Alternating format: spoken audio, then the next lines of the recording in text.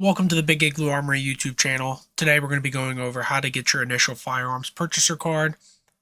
First step is going to be going to bigiglooarmory.com. We have some drop-down tools we're going to be going over. You're going to start with the NJSP FARS application drop-down, and we're going to go to the ORI numbers. We have them organized by county. You're going to find your county and then find your town. I'm going to be using the shop's address for the application, so I'm going to pick Pemberton Borough.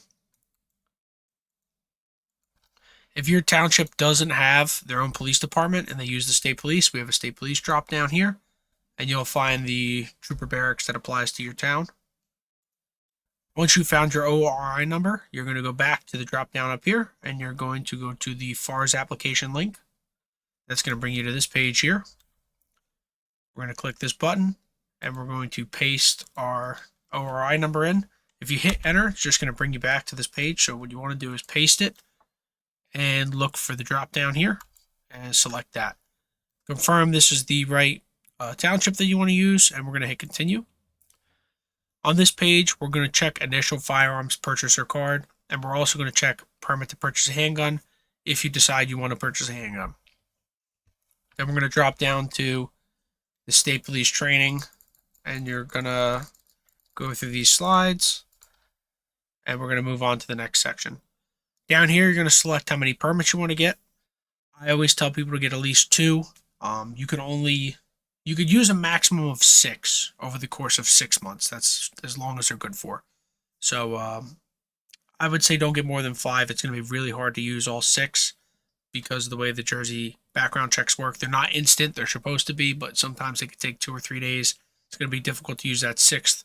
You're going to end up wasting $25. So I would say just get 5, but no less than 2. You can only purchase 1 handgun every 30 days. A lot of this is explained down here, so if you want to pause the video and take a look at this, that's really going to explain everything to you. The next question is, are you an officer? It's different for everybody, so check if it applies to you or not. It does not to me, so I check no.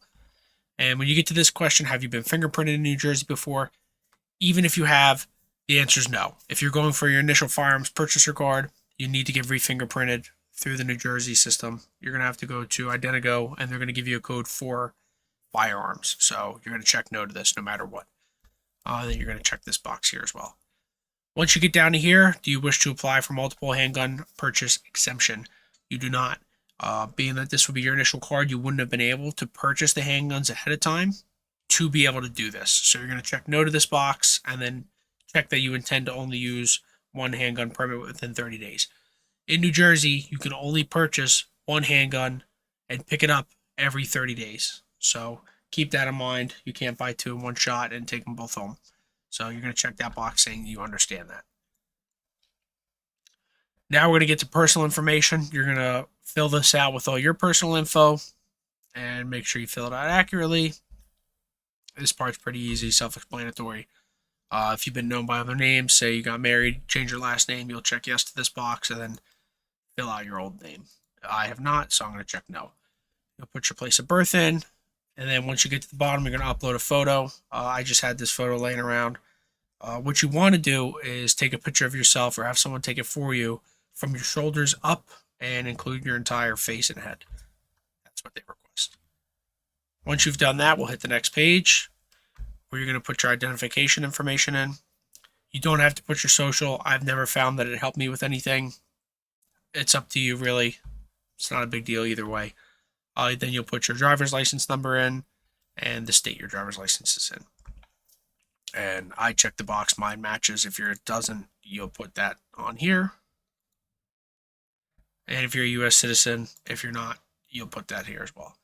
I am, so I check yes. I put my employment status for Big Igloo Armory and filled that out. You'll obviously fill out your employment status and whatever applies to you in here.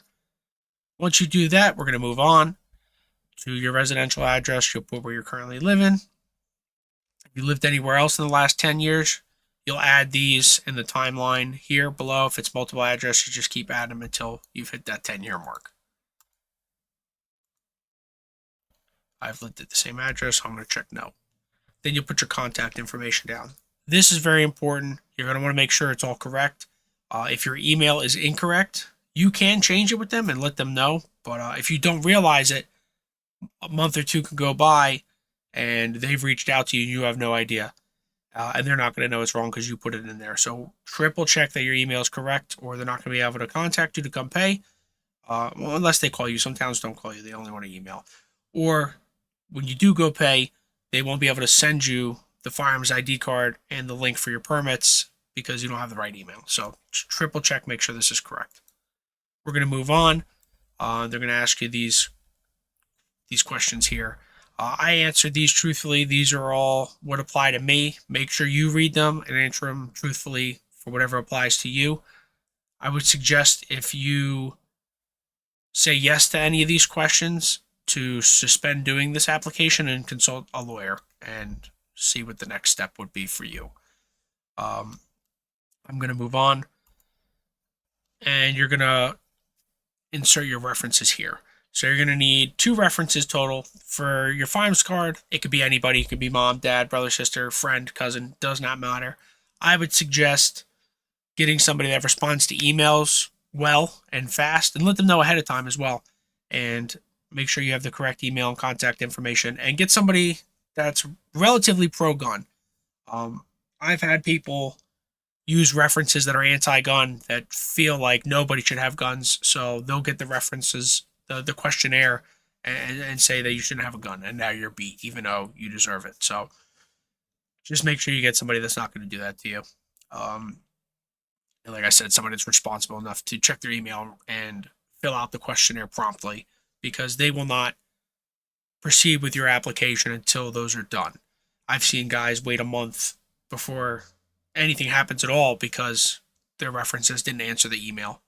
And also vice versa, make sure these emails are correct, because if they don't get the email and they don't do the questionnaire, you're going to be waiting and they have no idea you even sent it to them, and they won't be able to answer the questionnaire, and your whole application gets hung up. So triple check all your contact information is correct. It'll save you a lot of headache. Once we've done that, you're just going to go back and make sure everything's correct, and they'll have you check the boxes saying that it is. And I'm going to do that. Once you verify everything's correct, you'll come down here and you'll answer these check boxes. You acknowledge everything's correct and reviewed it. You answer that all your answers are true. Check that box. This one goes over the fact that you're going to have to submit a mental health check. There's really nothing you could do about that. You're going to have to check and consent to that. And then we're going to do the box where it explains the cost. So your firearms purchaser card is going to cost you $50, and each handgun permit is going to cost you $25. You get 2 permits, you're at $100. Keep that in mind. If you're not ready to pay for that, or if that's too much, suspend this application and wait until you have the money to do so. And then certify that you did the training. I'm not going to continue because it'll submit it, and I don't want to submit a fake application. But I'll say the next page is going to be a link to get fingerprinted. I always suggest everyone to use that link immediately because it has 2 codes on there for you. One that's a firearms code and one that's your personal case number. So make it through that, because if you lose it and you try to just make an appointment to get fingerprinted, it's going to be a mess and it's not going to be done correctly. So either save those codes, take a picture of them, or make an appointment through that link. The faster you get fingerprinted, the faster your application goes through. And the faster your references answer, the faster your application goes through. If you take a month to go get fingerprinted, they're not going to process your application until that gets in. So get your stuff done as fast as possible. If you do an in-state fingerprinting, it's going to be $60. If you can't find an appointment, you're trying to do it real fast, you could do out-of-state. You can go to Pennsylvania and do it, but it's going to be an additional $40. So you're looking at $100 for that alone. So in this situation, I applied for the initial card and 2 permits. That's $100. I would be getting fingerprinted in state, so you're at $160 before you even buy a gun. So just keep that in mind. It can be costly. Jersey, they got to make their money. Yeah, once that's all said and done, the state has 30 days to complete your application and give you a shout to go pay and pick everything up. So it's digital now. It'll be in an email. Your firearms ID card will be a link to your, it'll be a link to the firearms ID card, and you'll pull that up, take a screenshot of it, print it out, keep it, because the link's only good for a year. And once it's gone, You either have to apply for a new one or apply for pistol permits to get another copy of it. Your pistol permits will also be in that email, but you won't have physical pistol permits. It'll say you have this many pistol permits available. If you applied for two, it'll say two. There's nothing to really show anybody. You could show your shop, hey, here's the available ones, and they'll appreciate that. But there's no physical one like you have for your Firearms ID card, so don't worry about having that printed out or anything like that. Um, I always like to refer to the pistol permits as in they're in the state police cloud. And when you purchase a firearm and your background check's approved, your gun shop will pull from that cloud and they fill it out with the gun's information, your information, and the store's information. And then once they execute it, that's when you get a physical permit. Well, it'll be emailed to you, but you'll be able to print it out and have a physical permit with all that information on. So until then, it's blank and there's nothing for you to do. And then once that permit's filled out, you get a copy, the state police get a copy, the shop keeps a copy, and your township gets a copy. You don't have to worry about any of that. That's just where it goes. Um, yeah, so that should be it. If you have any questions on how to get your initial firearms purchaser card, feel free to shoot us an email or give us a call. And I wish you the best of luck. Thank you for joining Big Igloo Armory's first YouTube video.